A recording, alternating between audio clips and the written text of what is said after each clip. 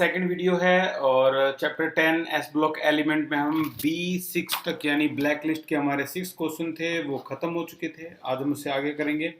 तो सेटअप समझने से पहले आपको ये देखना होगा कि केमिकल प्रॉपर्टी की अगर आप बात करें, केमिकल प्रॉपर्टीज की अगर हम बात करें तो ये जो एल्कलाई मेटल होते हैं ये H2O पानी के साथ रिएक्शन कर सकते हैं, जैसे कि हमने शुरू में ही पढ़ा था। इसके साथ रिएक्शन करके ये ऑक्साइड नहीं हाइड्रोक्साइड बनाते हैं और हाइड्रोजन गैस जो है वो लिबरेट करते हैं। यही वजह है इनको क्या कहा जाता है, एल्कलाई मेटल, क्योंकि हाइड्रोक्साइड का जो नेचर है वो बेसिक यानी एल्कलाइन नेचर होता है। ठीक है, तो केमिकल प्रॉपर्टी में ये पहली प्रॉपर्टी थी क्या, रिएक्शन विद वाटर। अब अगली है आपकी रिएक्शन टुवर्ड डाईहाइड्रोजन, कि डाईहाइड्रोजन के साथ ये कैसे रिएक्शन करेंगे। तो सोडियम को अगर मैं हाइड्रोजन के साथ रिएक्ट करवाऊं तो आपका जो आंसर आएगा वो आएगा आपका हाइड्राइड। ये आपका हाइड्राइड बन गया, सोडियम हाइड्राइड। ठीक है, इसी तरीके से अगर तीसरी रिएक्शन की बात करूं मैं, रिएक्शन टुवर्ड हैलोजन। हैलोजन के साथ रिएक्शन कैसे होती है भाई, सोडियम तो हैलोजन का पुराना दोस्त है और इससे इसका हैलाइड फॉर्म करते हैं NaCl। ठीक है, इसी तरीके से अगर मैं रिड्यूसिंग नेचर की बात करूं नंबर 4 पे, कौन सा नेचर, रिड्यूसिंग नेचर। तो एक बात तो आपको पहले से ही पता है, मान लो एक की ई नोट वैल्यू जो है, एक कंपाउंड की ई नोट वैल्यू जो है वो है -0.58 और एक की ई नोट वैल्यू है, ये कोई ए है ये कोई बी है, तो दूसरे की जो ई नोट वैल्यू है तो वो है आपकी माइनस का 1.47 वोल्ट। ठीक है, ये ई नोट वैल्यू है दोनों की। अब आपको से अगर कोई पूछे कि इनमें से ज़्यादा रिड्यूसिंग कौन है, तो आपके दिमाग में क्या आएगा भाई, जिसकी more negative E note value होती है वही आपका जो होता है वो क्या होता है, रिड्यूसिंग नेचर का होता है। और जो रिड्यूसिंग नेचर का होता है वही क्या करता है, ऑक्सीडेशन करता है। और जो ऑक्सीडेशन करता है वही क्या होता है, लॉस ऑफ इलेक्ट्रॉन। ठीक है, तो बेसिकली यहाँ ये बताया गया है कि रिड्यूसिंग नेचर जो है वो तीन चीजों से मिलकर फाइंड आउट किया जाता है। वो है आपका हिज, यहाँ H है आपकी very important, known as hydration, hydration enthalpy, ये हाइड्रेशन एंथैल्पी है। और ये है I का मतलब है आयोनाइजेशन एंथैल्पी, ये आयोनाइजेशन एंथैल्पी है। और अगला है S का मतलब सब्लिमेशन, तो ये आपकी सब्लिमेशन एंथैल्पी है। ठीक है, अब इनका तीनों का सम डिसाइड करेगा कि ई नोट वैल्यू क्या है। हाइड्रेशन एंथैल्पी हमेशा नेगेटिव होती है, आयनेशन हमेशा पॉजिटिव होती है, सब्लिमेशन हमेशा पॉजिटिव होती है। तो इन तीनों का सम बताता है कि आपकी ई नोट वैल्यू नेगेटिव आएगी या फिर पॉजिटिव आएगी। ठीक है, हाइड्रेशन एंथैल्पी, आयनेशन एंथैल्पी और सब्लिमेशन एंथैल्पी। अपने एनसीईआरटी की तरफ रुख करते हैं। हमारी जो एनसीईआरटी है उसमें यहाँ तक हम पढ़ चुके थे, केमिकल प्रॉपर्टी में हम आ चुके हैं। रिएक्टिव टुवर्ड एयर हम पहले ही पढ़ चुके हैं कि जो लिथियम है वो ऑक्साइड बनाता है, सोडियम पेरोक्साइड बनाता है, पोटेशियम, ये देखो पोटेशियम, रिबिडियम, सीजियम सभी क्या बनाते हैं, सुपर ऑक्साइड। एयर के अंदर सबसे ज्यादा अमाउंट में क्या होती है, नाइट्रोजन होती है। इसीलिए ये देखो लिथियम बहुत जल्दी नाइट्रोजन के साथ नाइट्राइड फॉर्म करता है। क्यों करता है, दोनों के दोनों का साइज बिल्कुल छोटा होता है, सिमिलर साइज होने की वजह से बहुत इजीली, सबसे आसानी से लिथियम नाइट्राइड फॉर्म कर लेता है। ये क्वेश्चन जो था ये हमारे नोट्स में आ चुका है ब्लैक लिस्ट में। ठीक है ना, सुपर ऑक्साइड के नाम से था। आगे अभी अभी हमने क्या पढ़ा, रिएक्टिविटी टुवर्ड वाटर, वाटर के साथ ये क्या बनाते हैं, हाइड्रोक्साइड। टुवर्ड हाइड्रोजन के साथ क्या बनाते हैं, हाइड्राइड। टुवर्ड हैलोजन के साथ क्या बनाते हैं, हैलाइड, ये हैलाइड बना रहे हैं। और रिड्यूसिंग नेचर के बारे में अभी हम पढ़ रहे थे। क्या होता है, sublimation enthalpy, ionisation enthalpy, hydration enthalpy, तीनों एंथैल्पी का अगर सम कर दिया जाए तो वो जो आएगा वो आपका क्या आ जाएगा, ई नॉट वैल्यू आ जाएगी। और ये क्या देखने के लिए कारगर होती है? Reducing power. जिसकी ई नोट वैल्यू जितनी ज़्यादा नेगेटिव होगी वही ज़्यादा रिड्यूसिंग पावर का होगा। तो आपके सामने एक क्वेश्चन हो रहा है, चलो देखते हैं। ई नोट वैल्यू क्या है? Cl की दे रखी है, ये वैल्यू है प्लस में, आयोडीन की दे रखी है, ये प्लस की वैल्यू, सिल्वर की दे रखी है, ये प्लस की वैल्यू, सोडियम की दे रखी है, ये प्लस माइनस की वैल्यू -2.71, और लिथियम की सबसे ज़्यादा नेगेटिव दे रखी है -3.04। अरेंज करके दिखाओ सभी आयनिक स्पीसीज को किसमें? Decreasing order of reducing strength. तो अगर हम सबसे ज्यादा रिड्यूसिंग स्ट्रेंथ की बात करें तो सबसे ज्यादा नेगेटिव होगी, तो लिथियम सबसे ज्यादा आपका रिड्यूसिंग नेचर का है। और सबसे ज्यादा पॉजिटिव अगर आप देखोगे तो यहाँ पर है पॉजिटिव 1.36, ये क्लोरीन है, तो ये सबसे कम रिड्यूसिंग हो गया। ज्यादा पॉजिटिव ज्यादा ऑक्सीडाइजिंग हो सकता है, रिड्यूसिंग नहीं हो सकता। ठीक है, अब बात करते हैं आगे चलते हुए सॉल्यूशन इन लिक्विड अमोनिया की। और ये करने से पहले हम अपनी ब्लैक लिस्ट का एक क्वेश्चन और भी ऐड करते हैं। नंबर है आपका B7। ठीक है, ब्लैक लिस्ट का क्वेश्चन नंबर 7। और क्या है क्वेश्चन नंबर 7? क्वेश्चन किया गया है right anomalous behaviour of lithium. Right anomalous anomalous behaviour of lithium. क्या होता है एनोमलस बिहेवियर? भाई अपने ग्रुप से हटकर जो प्रॉपर्टी शो करता है, ऐसे बिहेवियर को, अपने परिवार से हटकर जो प्रॉपर्टी शो करता है, ऐसे बिहेवियर को बोलते हैं एनोमलस बिहेवियर। तो लीना की रब से फरियाद। अब यहाँ पर ये लिथियम जो है अपने पूरे परिवार से बिल्कुल अलग कैरेक्टर शो करता है। This behaviour is known as anomalous behaviour. तो कौन कौन से ऐसे एनोमलस बिहेवियर है चेक करते हैं। नंबर 1, 5 बिहेवियर हम डिस्कस करेंगे जिस पे आप बिल्कुल एग्री होंगे। पहला बिहेवियर है एक्सेप्शनली स्मॉलेस्ट साइज। यस, ये बात सच है, इसका जो साइज है वो सबसे स्मॉलेस्ट होता है। ठीक है ना, सबसे स्मॉल साइज, सबसे घर का छोटा बच्चा।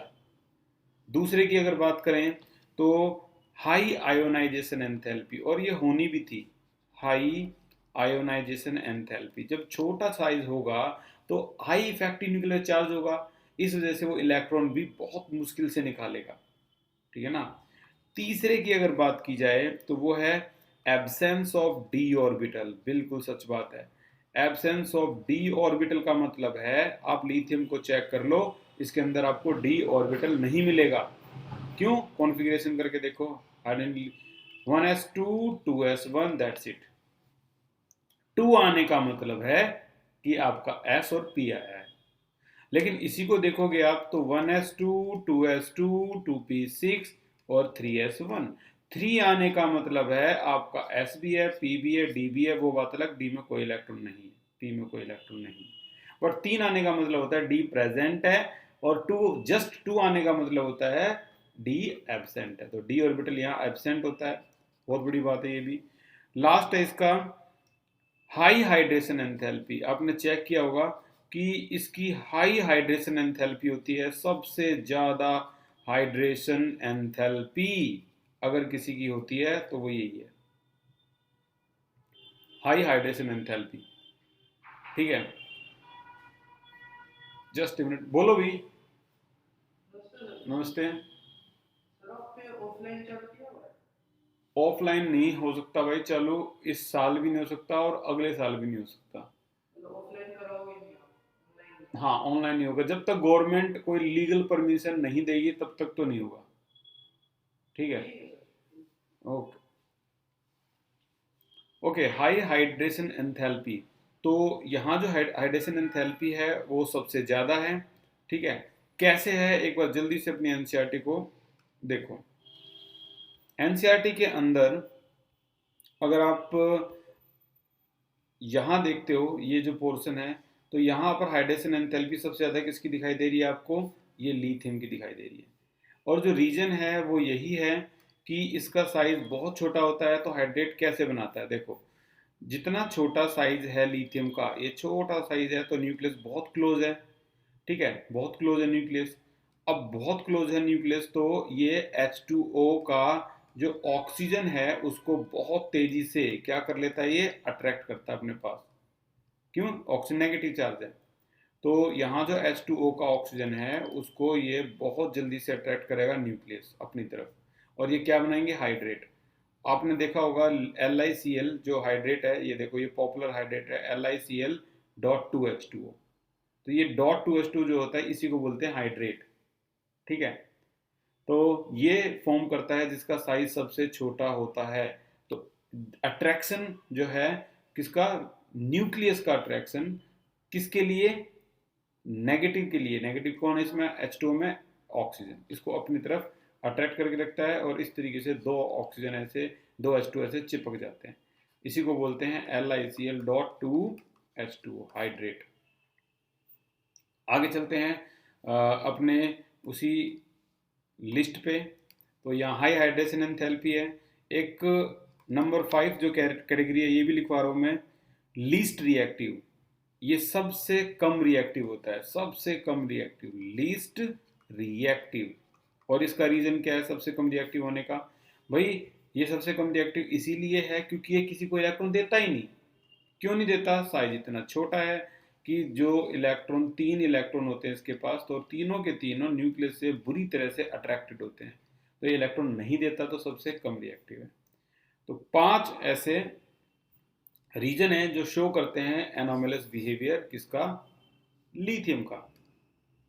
आगे चलते हैं, ये होने के बाद नेक्स्ट क्वेश्चन, क्वेश्चन नंबर 8। तो ये है आपका B8, और क्या क्वेश्चन है, When an alkali metal dissolve in liquid ammonia, the solution can be acquired different color. Explain the reason for the color change. मैं इसको बिल्कुल स्पेशल करवाऊंगा, आज की क्लास का सबसे इंपॉर्टेंट क्वेश्चन।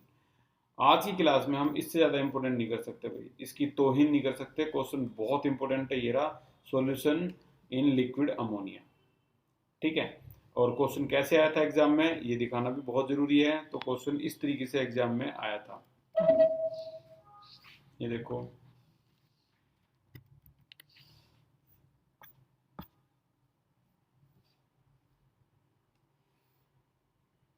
इस तरीके से ये है आपका क्वेश्चन नंबर 10। ये है वो खास क्वेश्चन जो एग्जाम में आता है, most important. When alkali metal dissolve in liquid ammonia, जब alkali metal को अमोनिया में डिजोल्व करते हैं तो ये एक्वायर कर लेता है different colour. Explain the reason for the colour change. और कौन कौन से कलर वो एक्वायर करता है और क्यों वो एक्वायर करता है वो डिस्कशन करना है। तो हम प्रॉपर्टी पढ़ते पढ़ते पढ़ते कहाँ तक आ चुके हैं, chemical property, last chemical property है और सबसे ज़्यादा इंपॉर्टेंट केमिकल प्रॉपर्टी है सॉल्यूशन इन लिक्विड अमोनिया, ये वाली। तो alkali metal dissolve in liquid ammonia giving पहला तो डीप ब्लू कलर। ठीक है, और ये इसकी एक रिएक्शन है M प्लस में x plus Y total numbering है, ऐड करने के बाद NH3, फिर M NH3X, और ये आ गया वो इलेक्ट्रॉन जो किसका कारण बनता है, बनेगा कलर। कलर का कारण कौन होता है, इलेक्ट्रॉन। तो ये वो इलेक्ट्रॉन है, इसका नाम बड़ा पॉपुलर है, सबसे बड़ा रीजन तो यही है। इसको बोलते हैं अमोनिएटेड इलेक्ट्रॉन। ठीक है, तो the blue colour is in the solution is due to ammoniated electron. आ गया ना ये अमोनिएटेड इलेक्ट्रॉन, इसको तो आप एग्जाम में स्पेशल हाईलाइट करना, नहीं तो नंबर कटेंगे आपके अगर ये नहीं बताया तो। विच एब्जॉर्ब, ये क्या करता है, वही जो इलेक्ट्रॉन का काम है। Which absorb energy in the visible region of light and impart blue colour to the solution. यहां तक हो गया। अब कह रहा है कि वो दूसरा रीजन क्या कह रहा है कि कलर चेंज का कारण भी बताओ, कैसे कैसे कलर चेंज हुआ।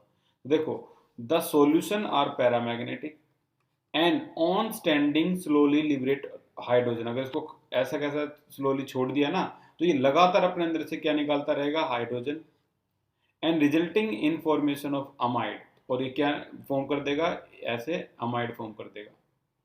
यहाँ पर एम का मतलब कई बच्चे सोचते हैं एटमॉस्फेरिक पता नहीं क्या क्या है, यहाँ एम का मतलब अमोनिया है, ये लिख रखा है सॉल्यूशन इन अमोनिया, ठीक है। और अब इन कंसंट्रेटेड सॉल्यूशन यही डीप ब्लू कलर चेंज हो जाता है किसमें, ब्रॉन्ज कलर में, एंड बिकम डाई मैग्नेटिक, जो कि पहले पैरामैग्नेटिक था। तो दो कलर यहाँ चेंज हुए हैं, एक है आपका डीप ब्लू और एक है आपका ब्रॉन्ज, ये ब्रॉन्ज कलर जो है इसमें चेंज हो गया है। तो ये प्रॉपर आपको इतना आंसर ऐसा का ऐसा देना होगा, ठीक है ना। और यही आंसर जो नोट्स है इसमें लिखा हुआ है, तो आप नोट्स की भी हेल्प ले सकते हो, अगर आपको वो अच्छा लगे तो आप उसको यूज़ कर सकते हो, ठीक है। ये क्वेश्चन भी खत्म होता है, बहुत खास क्वेश्चन खत्म होता है। अब आती है B8 के बाद नंबर B9 का, B9। और B9 क्या है, ये आपकी एक्सरसाइज की बैलेंसिंग है। तो B9 पे बैलेंसिंग पे आते हैं, एक्सरसाइज का क्वेश्चन नंबर 28। ये है आपका 28 एक्सरसाइज, ये देखो ये 28, ये है 28, ठीक है। इसमें कई रिएक्शन है जो दे रखी हैं। एक तो Na2O2 में अगर पानी डाल देंगे तो क्या होगा, तो मैं कोशिश करूंगा कुछ रिएक्शन नहीं करवा दूं मैं। देखो Na2O2 जो है पेरोक्साइड है, और इसमें अगर आपने पानी डाला तो ये आप बनाओगे क्या, 2NaOH प्लस में H2O2, ठीक है। और तो और KO2 में अगर आपने पानी डाला जो कि एक सुपर ऑक्साइड है, तो KO2 जो है ये आपका बनाएगा क्या, KOH, फिर से वही H2O2, लेकिन अब की बार एक और चीज आ गई O2। और अगर आपने सिंपल ऑक्साइड में पानी डाला, Na2O में पानी डाला, तो ये जो सिंपल ऑक्साइड है Na2O भी होता है, Na2O2 भी होता है, जो ऊपर आपको दिख रहा है। तो ये जो है CO2 डाला, वैसे तो पानी तो है ही नहीं, तो और आसान हो गया, CO2 डाला, तो ये बनाएगा आपका सोडियम कार्बोनेट, धोने वाला सोडा, वॉशिंग सोडा, ठीक है। और अब मैं इसके अलावा, इन दोनों के अलावा और भी जो रिएक्शन है इसी में ऐड करवा रहा हूँ। ये देखो, अगर आप इसकी जगह मान लो Na2O में पानी डालते तो क्या होता, तो ये बनाता आपका 2NaOH। और तो और आप लिथियम के ऑक्साइड में पानी डालते तो क्या होता, तो ये बनाता आपका क्या, LiOH, LiOH, ठीक है।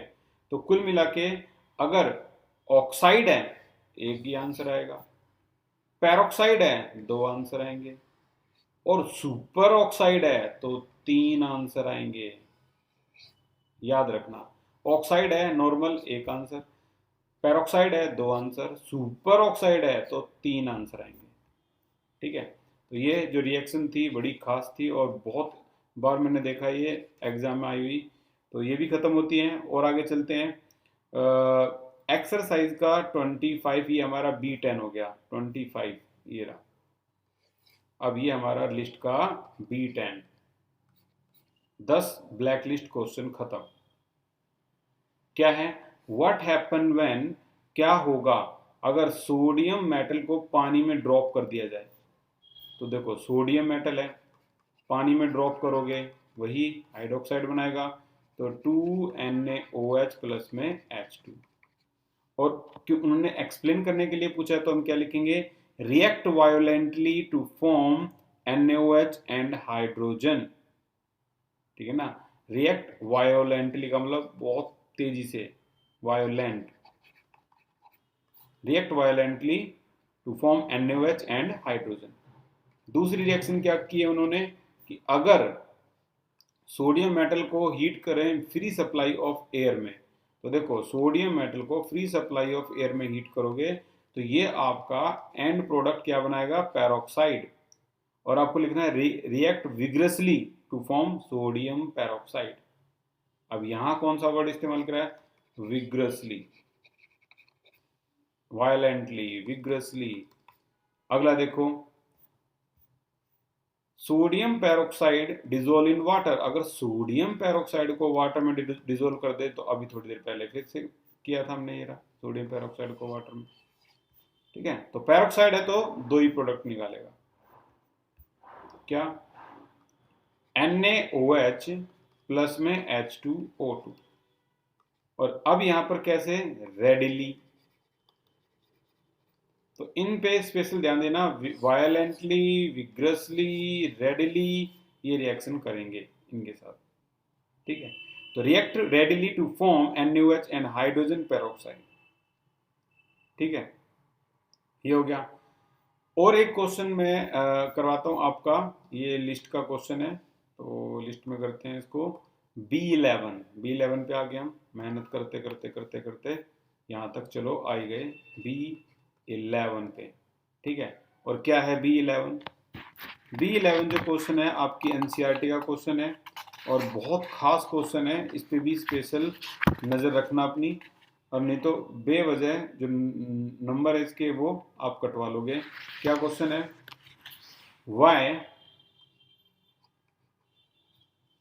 Why lithium fluoride insoluble in water,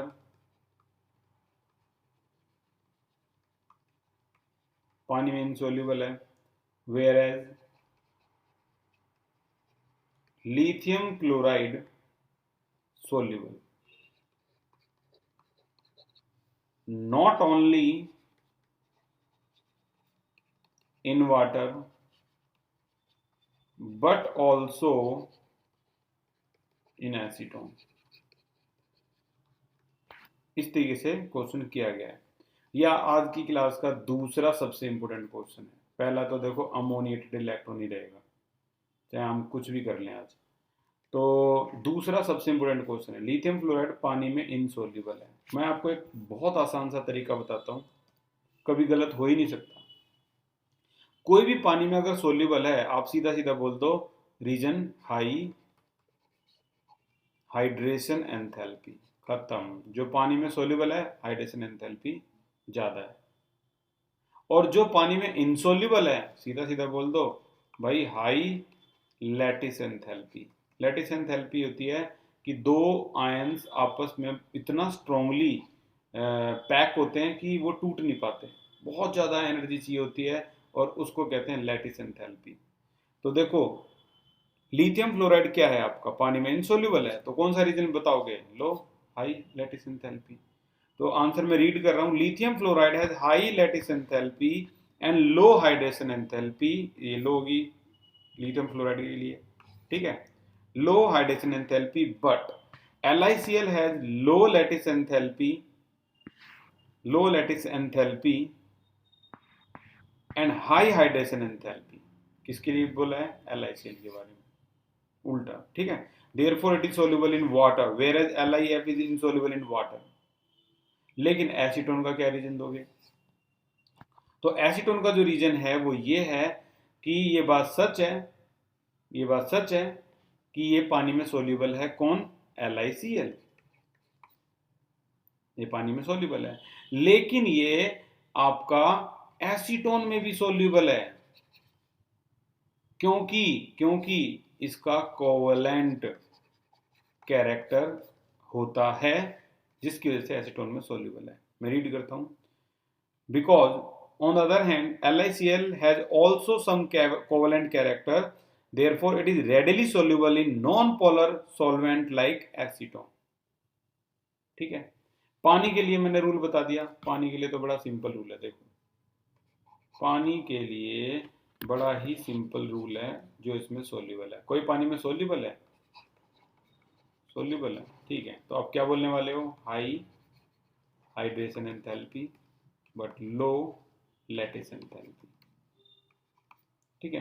अगर इनसोल्यूबल है तो क्या बोलने वाले हो, तो बोलने वाले हैं low hydration enthalpy but high lattice enthalpy,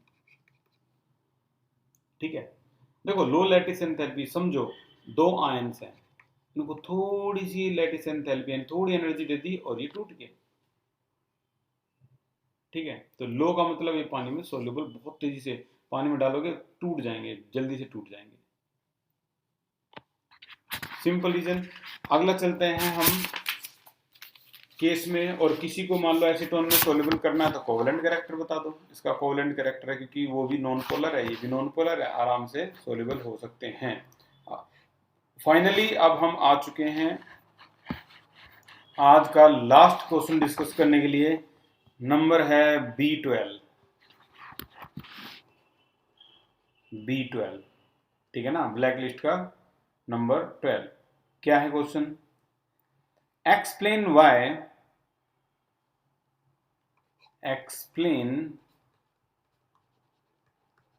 why sodium is less reactive, sodium is less reactive than potassium, potassium से कम रिएक्टिव होता है कौन? सोडियम। ऐसा क्यों? तो आंसर क्या है?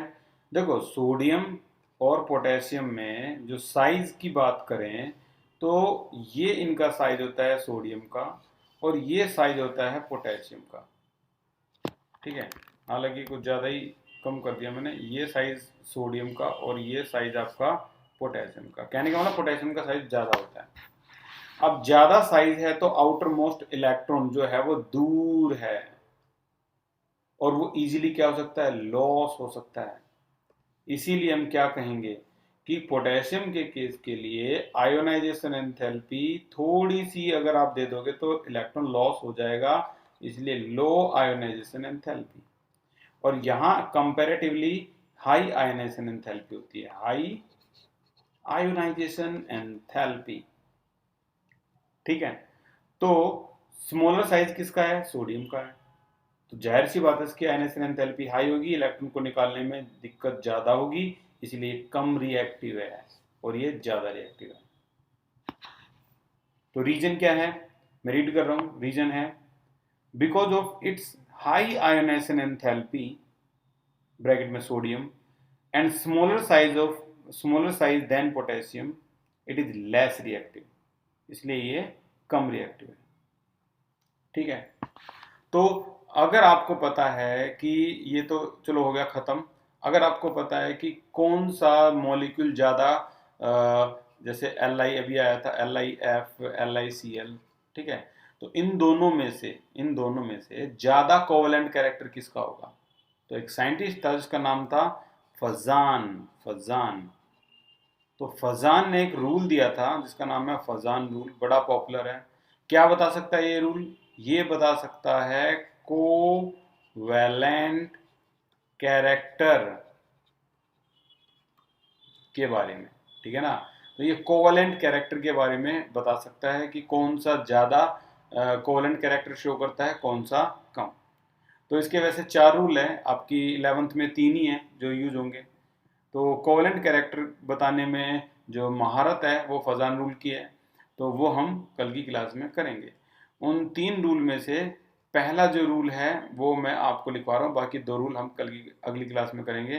क्या है कि स्मॉलर कैटायन अगर होगा तो उसका कोवैलेंट कैरेक्टर ज्यादा होगा। चलो बताओ इसमें से स्मॉलर कैटायन किसका है? कैसे बता सकते हो? दोनों कैटायन लिथियम है, नहीं बता सकते। तो अब हम जाते हैं दूसरे रूल की तरफ, लार्जर एनायन। तो जिसका लार्जर एनायन होगा उसका कोवैलेंट कैरेक्टर ज्यादा होगा, ठीक है। तो अब एनायन को चेक कर लो, लिथियम फ्लोराइड और ये है लिथियम क्लोराइड। इसमें से फ्लोराइड का साइज ये है और क्लोराइड का साइज ये है, तो जाहिर सी बात है लार्जर एनायन ये है, इसका कोवैलेंट कैरेक्टर ज्यादा है। और अभी अभी हमने ऊपर वाले क्वेश्चन में यही पढ़ा था कि LiCl का कोवैलेंट कैरेक्टर होता है। अब आप पता लग गया होगा क्यों होता है। तो it's very easy. Fazan rule का तीसरा रूल भी है, उसे हम अगली क्लास में पढ़ लेंगे और ये हो जाएगा आपका केस खत्म। तीसरा रूल आसान सा ही है, मैं इसको भी आज ही की क्लास में खत्म कर देता हूँ। क्या है? पोलराइजिंग पावर उसकी ज्यादा होगी जिसपे चार्ज, तो charge of cation, charge of cation और एनायन। ठीक है, इनमें से जिनका चार्ज ज़्यादा होगा उनका कैरेक्टर ज़्यादा होगा। तो किसका चार्ज ज़्यादा है इसमें से? अगर मैं इसको ऊपर दोनों तो चार्ज सेम है, पॉजिटिव नेगेटिव पॉजिटिव नेगेटिव। मैं केस देता हूँ आपको। एक केस है LiCl और एक केस है आपका बेरियम क्लोराइड। ठीक है, इन दोनों में से देखो लिथियम पे क्या चार्ज है? पॉजिटिव है। बेरिलियम पे 2 पॉजिटिव, ज्यादा चार्ज आ गया ना इस पे, दिस इज मोर कोवलेंट। ये वो 3 रूल थे फजान रूल के, और अब नेक्स्ट क्लास में हम करेंगे आगे से start. Thank you so much for the class.